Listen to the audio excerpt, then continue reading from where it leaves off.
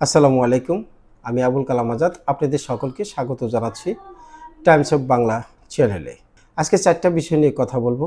1 নম্বর হচ্ছে ইরানের পররাষ্ট্র মন্ত্রণালয়ের মুখপাত্র জানিয়েছেন হুরমুজ প্রণালীতে যুক্তরাষ্ট্র কর্তৃক ইরানের পতাকাবাহী একটি পণ্যবাহী জাহাজ জব্দ করার পর নতুন করে আলোচনার কোনো পরিকল্পনা ইরান করছে না।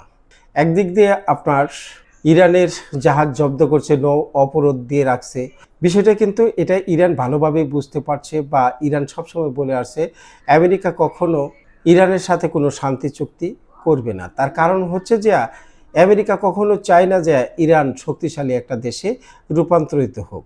আর ইরানের পারমাণবিক ইস্যুটা সবচেয়ে বড় জিনিস না। আপনারা একটু খেয়াল করলে দেখবেন মুসলিম যে কান্ট্রিগুলো আছে এই কান্ট্রিগুলোর মধ্যে সব কান্ট্রি প্রায় ধ্বংসস্তূপের মধ্যে দাঁড়িয়ে আছে। শুধু তেহরান এখন মাথা উঁচু করে দাঁড়িয়েছে। আমেরিকার কাছে কিন্তু সৌদি আরব, বাহারান, কাতার, ওমান টুমান, জর্ডান টরান যা আছে এগুলো কিন্তু মাথা ব্যথার কারণ না। মাথা ব্যথার কারণ হচ্ছে যে ইরানকে ধ্বংস করা ইসরায়েল এবং আমেরিকার মূল লক্ষ্য। এখানে গাদার ভূমিকা পালন করছেন ডোনাল্ড ট্রাম্প। কারণ হচ্ছে যে এই ট্রাম্পের বয়স তো বেশি হয়ে গেছে, এর জন্য এর বুদ্ধিটাও কিছু কমে গেছে। ভূ রাজনৈতিক বিষয় নিয়ে কিন্তু যেভাবে অগ্রসর হতে হয় তার ভিতরে তা নাই।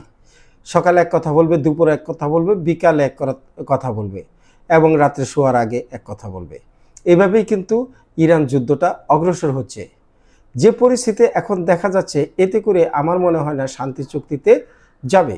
আর অলরেডি আমেরিকার প্রতিনিধি দল কিন্তু পাকিস্তানে চলে গেছে।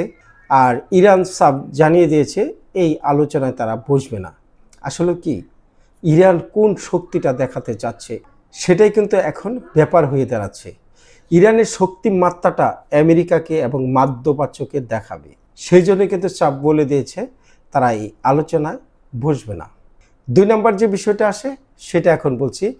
মার্কিন প্রেসিডেন্ট ডোনাল্ড ট্রাম্প বলছেন জেডি ভ্যান্সের নেতৃত্বে মার্কিন একটি দল আলোচনার জন্য পাকিস্তানের রাজধানী ইসলামাবাদের উদ্দেশ্যে রওনা হয়েছে মানে অলরেডি চলে গেছে। ইরান যেখানে যাবে না আলোচনার জন্য সেখানে কি আলোচনাটা হবে পাকিস্তানের সাথে? এখানে কিন্তু একটা পর্দার আড়ালের অন্য একটা গন্ধ পাওয়া যাচ্ছে। এখানে তো আফগানিস্তান নিয়ে কথা হইতে পারে, কারণ পাকিস্তানের সাথে আফগানিস্তানের কিন্তু বর্তমান পরিস্থিতি বেশি একটা ভালো না। হয়তো আফগানিস্তান নিয়ে কথা বলবে, এখানে ইরান ইস্যু তো আসবেই। ইরান কিন্তু গাড়তারা এমন একখান ব্যক্তি যে ব্যক্তি সহজেই কিন্তু এই পশ্চিমাদের কাছে মাথা নত করবেন না।